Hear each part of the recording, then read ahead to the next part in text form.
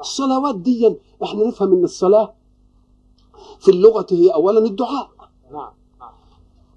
للناس صلاة وللملائكة ولله صلاة. هو الذي يصلي عليكم وملائكته،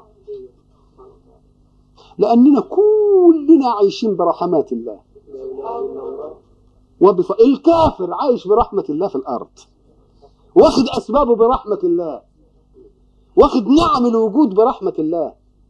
المؤمن واخد دي نعم الله اللي هي الأسباب اللي هي المادية دي، وواخد البركة والاطمئنان، لأن الاطمئنان ده نعمة كمان.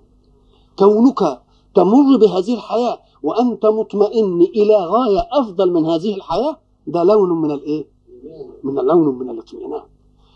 فالصلاة منا على رسول الله معناه إيه؟ بنعمل إيه؟ بنصلي، اللهم صل على، يعني بنقول إيه؟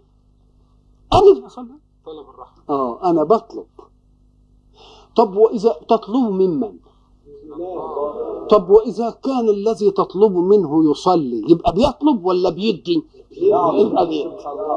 يبقى الصلاة من الله عطاء البركة والرحمة، والصلاة من الملائكة استغفار، والصلاة من المؤمنين دعاء.